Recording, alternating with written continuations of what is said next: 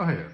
So earlier today, I was working, and one of my neighbors came by, and she kind of walked up. I was like, "Oh, how are you doing?" And I knew what her name was because we'd met before, and we talked several times.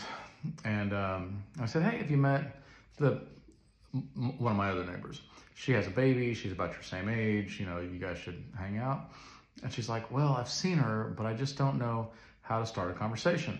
And I feel like I make every situation awkward.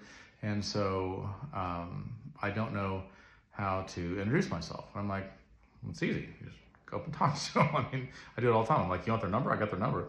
She's like, "No, I don't want to just call them. I have their number, but I don't know." And so, I started kind of brainstorming with her. And I was like, "Why don't you just say, look, welcome to the neighborhood. I didn't get a chance really to welcome you before. We'd like to have you over to our house to have dinner."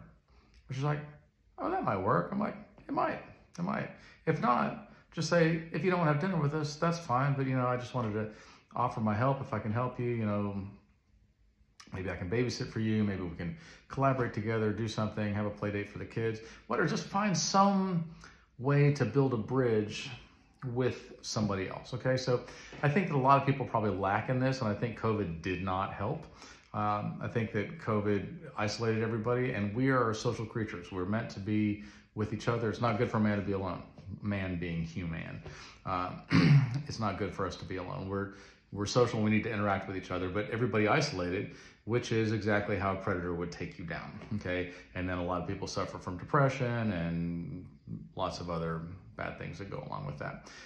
So I think that the key is you find any kind of connection, anything that you have in common. You look for similarities, not for differences, reasons to be friends rather than reasons to be enemies, and don't get offended. Be slow to be offended. Whatever they say, be like, maybe they didn't mean it that way. Maybe they did. Love them anyway. It's okay. Get to know your neighbors. Love your neighbor as yourself. This doesn't just mean your neighbor across the world that you'll never meet or that you go on some mission trip for a couple of weeks or months, but it also means the person that lives near you, your actual neighbor. You should love them. You should get to know them. There is a powerful tool in community, a powerful network, right? If I know who my neighbors are and they know who I am, then if something happens, everybody comes together and goes, "You don't belong here. We know John's schedule. We pay attention." Or I say the same thing about somebody else's house, right? If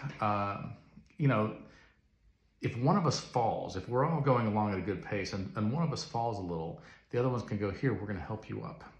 We're going to help you up until this storm passes," which is how it should be. We should be social creatures, but we're all on social media and we're not in real life social. And I'm afraid that that is killing people.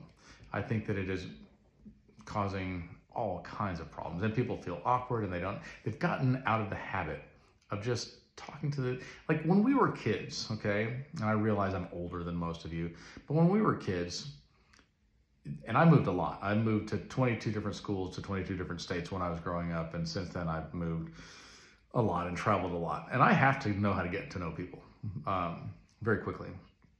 But wherever I went, it wasn't like, "Oh, let me call or let me get online." None of that stuff really kind of existed back then, at least not on the cell phone. And so you just went out in the neighborhood, and whoever you met that was kind of your age or anything, you'd be like, "Hey, what's your name?" And then you start doing stuff. You're like, "You like to ride bikes? I like to ride bikes. You like to ride skateboards? I like to ride skateboards. You want to play kickball?" Whatever it might be, you find that common ground, you get to know each other. From time to time, you get tired, maybe you have to poop, and you end up fighting with each other. You know what happens the next day? You're like, "There's nobody else to play with, and I'm bored. Hey, friend, I'm sorry what I did yesterday." And then you move on with your life. But we forget that as adults, and we hold on to grudges, and we've got all this weight on us, and you're like, you know what would be nicer? Just be nice to people. Go and introduce yourself. Here's how you find, okay, look, everybody's favorite name in the world is their own name. And if you can remember their name, that is magical. And everybody's favorite topic in the world is themselves. They're an expert. Like nobody has to tell them about themselves. They already know. And they want to tell you, they want to get that off their chest. They're lonely and they need that, right? So go and just ask them questions about themselves. Not prying, weird, creepy questions. Just normal questions. What do you do for a living? What's the next thing you're excited about in your life? What are some cool places you've been? Like what do you enjoy? What are your hobbies? And then find some common ground and go, man, that does sound fun. I'd like to go do that too. Or would you like to go do whatever in the world? Can I help you with something? I notice that you're cutting down a tree or that you're mowing your lawn, whatever it is. I happen to be really good at planting flowers. Whatever your thing is, you find that, and then you become friends with them. And then you know what you do? You become friends with as many of those people as you possibly can in your own neighborhood. And then grow your neighborhood till it's as big as the whole world. Love you guys.